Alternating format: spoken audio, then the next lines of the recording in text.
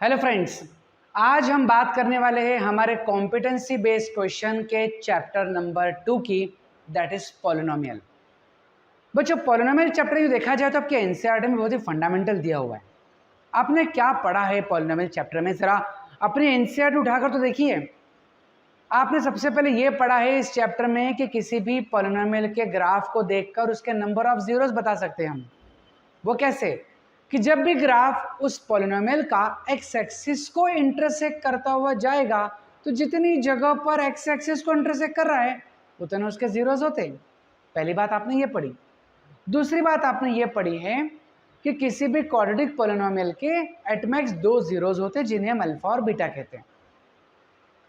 Alpha और beta का उस क्वाड्रेटिक पॉलिनोमियल के A X square plus B X plus C के तीन कोफिशिएंट ए बी सी से क्या रिलेशन है? तो आपने शायद पढ़ा है कि अल्फा प्लस बीटा होता है माइनस बी बाय ए और अल्फा बीटा होता है सी बाय ए। इसके अलावा वैसे तो क्यूबिक पॉलिनोमियल भी है और बाय क्वाड्रेटिक पॉलिनोमियल भी है, लेकिन ये दोनों जो मैंने अभी बताए ये सिलेबस के बाहर है। तो अगर आपको ऐसा लगता है आपके स्कूल में टीचर्स ने ये बोला है कि ये चैप्टर बहुत ही सिंपल है, दो ही छोटे छोटे कॉन्सेप्ट है, पर यकीन मानिए कॉम्पिटेंसी बेस्ड क्वेश्चन इन दो कॉन्सेप्ट पर भी ज़्यादा डिफिकल्ट पूछे जा सकते हैं। तो चलिए अपना कॉपी पेन लेकर तैयार रहिए। मैं लेने जा रहा हूँ पॉलिनोमियल चैप्टर का पहला question. So here we have the first question. इस क्वेश्चन को बहुत ध्यान से समझेंगे। इस क्वेश्चन में हमें एक पर्टिकुलर पॉलिनोमियल का ग्राफ बनाकर दिया है, ठीक है, और आपसे ये पूछा जा रहा है कि उस पॉलिनोमियल को अगर हम डिवाइड करते इन चारों में से एक एक से, चाहे x माइनस 2 से डिवाइड करते, x प्लस 2 से डिवाइड करते, x माइनस 4 से डिवाइड करते या x प्लस 4 से डिवाइड करते, तो इन चारों में से पर्टिकुलरली किससे डिवाइड करने पर पॉलिनोमियल का रिमाइंडर जो आता है वो ज़ीरो आता है, मतलब परफेक्टली डिवाइजर होगा। ऑप्शंस बड़े अजीब है। Only second, only first and third, only second and fourth, या can not be determined without knowing H X. मतलब आपको पॉलिनोमियल बताया ही नहीं है तो भला डिवाइड करने के बाद पता कैसे चलेगा कि रिमाइंडर ज़ीरो आ रहा है कि नहीं आ रहा है? तो ये जो ऑप्शन नंबर डी है कई बच्चों के लिए सही आंसर हो जाता है, क्योंकि उनको भी लगता है कि हमें तो पॉलिनोमियल दिया ही नहीं है, ऐसे में हम कैसे बताएंगे कि डिवाइजर इन चारों में से किसके कारण ज़ीरो आएगा। तो दोस्तों इसका डी ऑप्शन तो बिल्कुल भी नहीं है। अब ये कैसे पता लगाए? हमें तो पॉलिनोमियल पता भी नहीं है। दोस्तों पॉलिनोमियल का जब भी ग्राफ बनता है, ठीक है, ये ग्राफ एक्स एक्सिस को कट कर रहा है। इस एक्स एक्सिस का एक्चुअल नाम क्या होता है? आप सोचते होंगे एक्स एक्सिस ही नाम है। जी हाँ, वैसे तो नाम एक्स एक्सिस है, लेकिन इसे कई बार y इक्वल टू ज़ीरो भी कहा जाता है, क्योंकि इस पर मौजूद जितने भी पॉइंट्स होते हैं उनके लिए y की वैल्यू हमेशा ज़ीरो होती है। जब हम पॉलिनोमियल को y से कंपेयर करते हैं, इसका ग्राफ बनाते हैं, तो इसीलिए कहते हैं कि जहाँ जहाँ पर वह एक्स एक्सिस को इंटरसेक्ट करेगा वो वैल्यू उसका ज़ीरो होगी।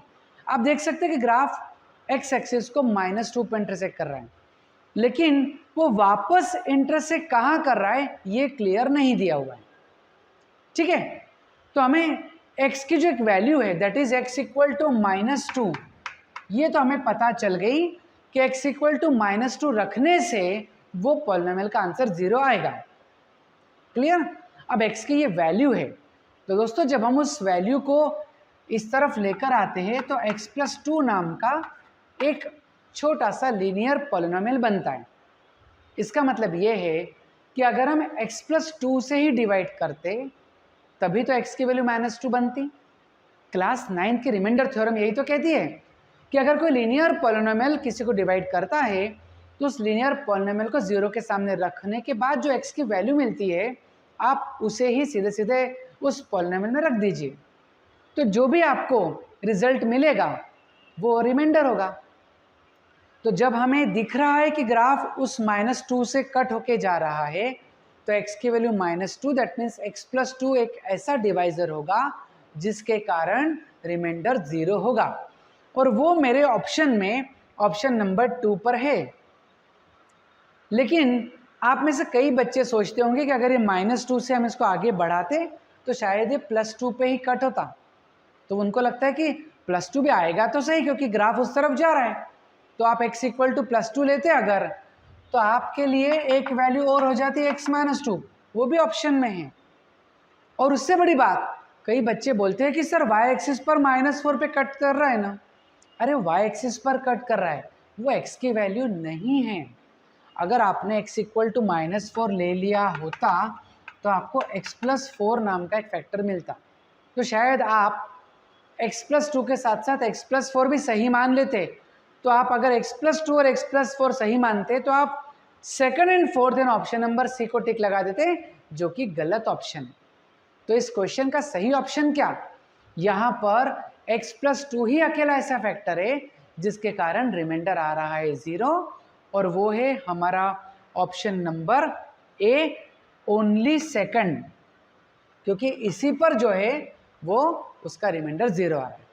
तो देखा आपने, ग्राफिकल एनालिसिस अगर आपने ढंग से करा है, आपको क्लास 9 की थ्योरम पता है कि रिमाइंडर थ्योरम क्या थी, तभी जाकर आप इस क्वेश्चन का सही आंसर एग्जाम में दे पाओगे। ग्राफ पर बेस क्वेश्चन एग्जाम में आएंगे और वो मल्टीपल चॉइस क्वेश्चन में अगर आए तो ठीक बात है, लेकिन अगर ये केस स्टडी में आ जाए तो बच्चों एक केस स्टडी पर आपको 3 पर्टिकुलर क्वेश्चन पूछे जा सकते हैं, और इस तरह आपके पास 1 मार्क, 1 मार्क और 2 मार्क मिलाकर 4 नंबर का लॉस हो जाता है।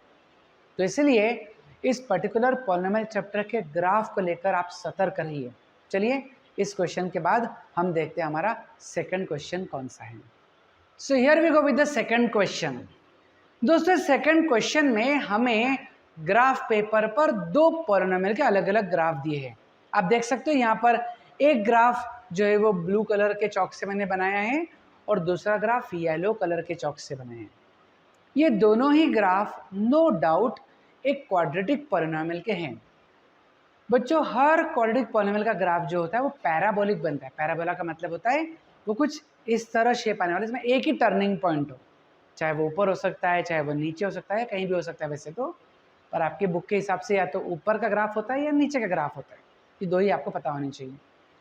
अच्छा, वो ये पूछ रहे हैं इस क्वेश्चन में, find the number of zeros common to both the graphs.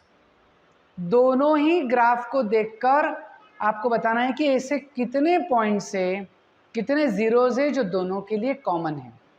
सबसे पहले एक बात समझिए, जीरोस का जैसे ही नाम लिया जाता है, हमें ग्राफ का इंटरसेक्शन पॉइंट सिर्फ और सिर्फ एक्स एक्सिस से ही देखना होता है, हमें वाई एक्सिस से कोई लेना देना नहीं है।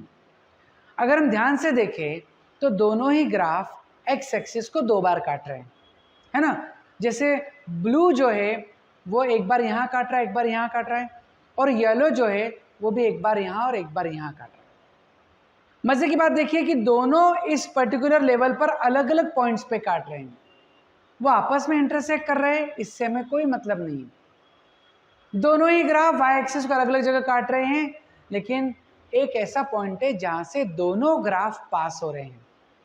आप बोलोगे सर वो तो ये भी पॉइंट है जहां से दोनों ग्राफ पास हो रहे हैं। बिल्कुल सही बच्चों, दोनों ग्राफ यहां से भी पास हो रहे हैं, यहां से भी पास हो रहे हैं, पर आप खुद बताइए इन दोनों पॉइंट्स में नाम देता हूं, अगर पॉइंट नंबर ए है और वो पॉइंट नंबर बी है, तो दोनों में से कौन सा पॉइंट एग्जैक्टली एक्स एक्सिस पर है?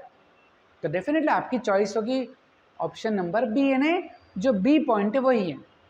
तो दोस्तों यहाँ बाकी कितने भी पॉइंट्स आपको क्यों न दिखे दोनों में कॉमन, हमारे लिए इसका सही आंसर होगा only 1 point is common between them. So option number A जो है वही सही होगा। यकीन मानिए दोनों ही ग्राफ भले ही 2 जगह पर एक साथ मिलते हो, लेकिन वो पॉइंट हम कंसीडर नहीं करेंगे जो एक्स एक्सिस पर नहीं आता है, वही पॉइंट कंसीडर करा जाता है जो पॉइंट एक्स एक्सिस पर हो, और एक्स एक्सिस पर मौजूद जो पॉइंट्स होते हैं उन्हीं को हम जीरोस ऑफ द ग्राफ बोलते हैं। तो आज के इस पर्टिकुलर 2 क्वेश्चन में हमने ग्राफिकल एनालिसिस पर आपका ध्यान खींचा। दोस्तों इन ग्राफ को आप बहुत अच्छे से पढ़िए, हो सकता है मैं अगले वीडियो में क्वाड्रेटिक पॉलिनोमियल के ग्राफ को समझने का तरीका ही केवल आपको 5 मिनट में बताऊंगा।